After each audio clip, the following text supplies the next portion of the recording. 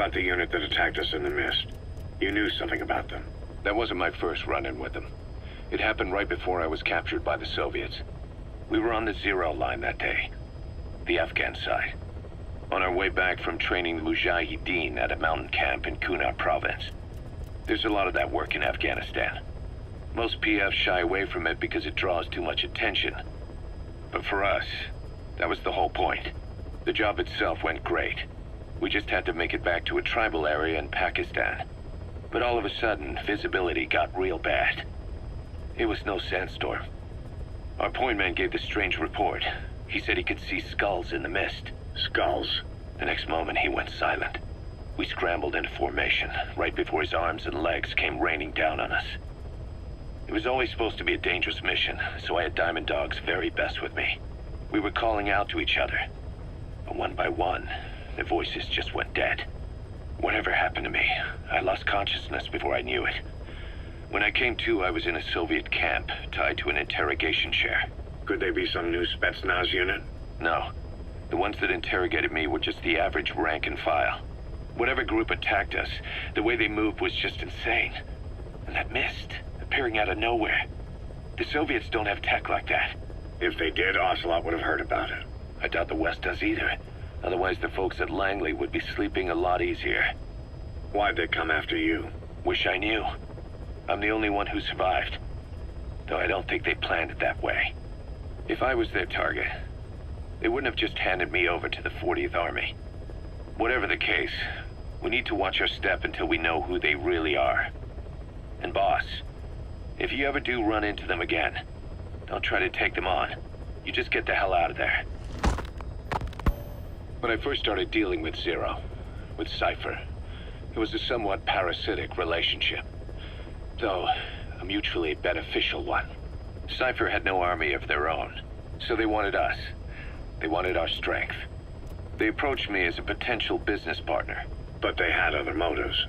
Cypher coaxed us into Central America, into that US-Soviet proxy war, to fuel Mother Base's growth. Once we were big enough, they'd force us to join them. That was the plan. That's why they had Paz, still Zeke. Right. And if we refused, she would use Zeke to fire a nuke from Mother Base. The world would consider us a liability, and countries would unite to destroy us. We stopped the launch. And yet they still took us down, through that fake inspection they orchestrated to cover up their sabotage. That power Cypher wanted. We don't have it anymore. So why are they still after you? Is it just the fear of leaving you alive? I don't know. Was Zero really... All I know is the man I knew wouldn't want this. What do you mean? We have to consider that it might not be Zero we're dealing with. We know virtually nothing about Cypher anymore. How big they've gotten, what they want, or even who they really are. The new Mother Base started out as a test drilling rig operated by a mineral resources supplier, but their project fell through. The Seychelles government was happy to hand the place over to us. It was just scrap on stilts. So with a few dummy construction companies set up as fronts, we started renovating the half-finished rig. From the outside, it looked like the project was back on rails. Kaz, you... What? I see what you're doing. Recreating the Mother Base we had 9 years ago. Only this time. That's right. The Mother Base Cypher thought they destroyed will return from the grave to kill them. We'll prove to the world that we were the victors. And if we lose again? They can't fool us the same way twice. Now our enemies are in plain sight. And when our organization gets too big, we split it across companies. Any company that draws attention gets liquidated, and its capital is back-channeled into a new company. Most PFs are small-time operations anyway. And in this business, the minnows go bankrupt all the time. We've never aroused suspicion. Plus, we have Hewick. Hewick? Human Exploitation Company. It's a business specializing in intel gathering. Think of it as a civilian intelligence agency. Kaz, that's... Remember what they were trying to accomplish at the prison facility in Cuba? That gave me the idea. We dispatch moles into conflict zones around the world, and each sets up an intel network on site. Then they stay in place to give us stable points of contact when other nations intervene in the conflicts. Hewick's strength is that it has a cutout at each level. You get your job from one guy, then you hand it off to another. No one has direct access. It's a perfect black box. Hewick members also work their way into the superpowers intelligence agencies to make sure Diamond Dogs gets work. We have those countries by the balls. That's our deterrent when we need it. Networking? In the intelligence community? Sure, that's how we've grown this far. And when you go out on missions, intel from Hewick will be there to back you up. But despite all that, Cypher has its eyes on us. The only reason I'm not dead is that they needed to know where you were. Figured if you woke up, I'd go straight to you. That's why you made that ruckus at the Zero line. Yeah, to make their own surveillance work against them. I think it took some of the heat off Cyprus. Kaz. Then I just had to wait for you to save me. And I've gotten used to waiting. Kaz. That's not all. It was a good chance to scout the market.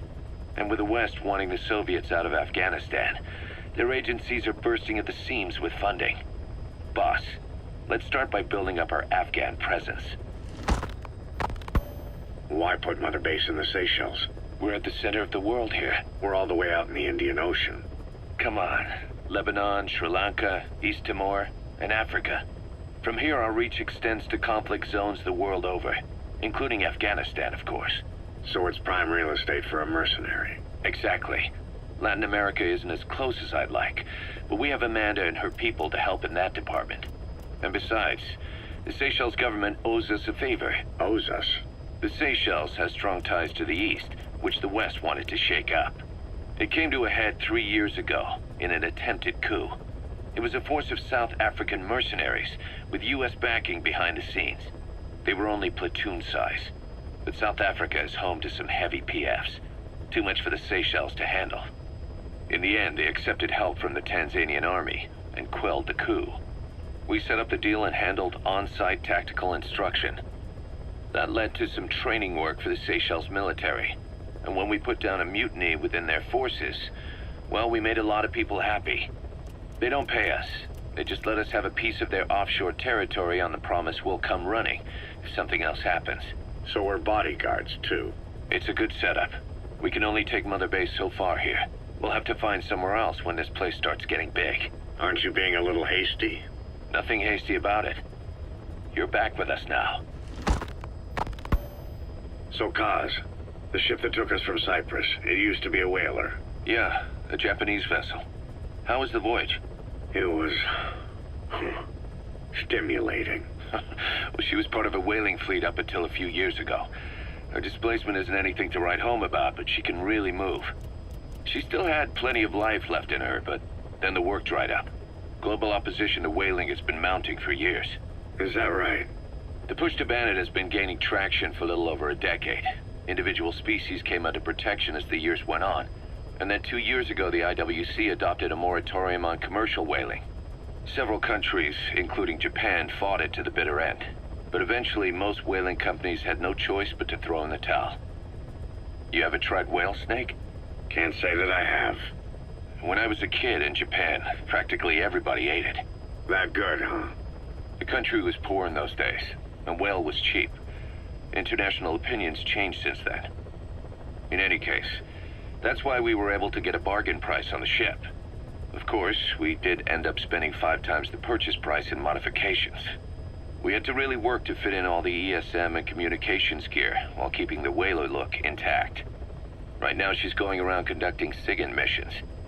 In the future, we plan to use her as a communications relay base between you and Mother Base, and also as a chopper resupply vessel. Diamond Dogs. The word diamond originally comes from the Greek adamas. It means indomitable, unyielding. Other words for the stones often mean eternal bond, fortitude, or purity. The same is true of the Star of Bethlehem flowers you laid on the boss's grave. They represent innocence, as well as chastity, yielding to no man while maintaining one's virtue.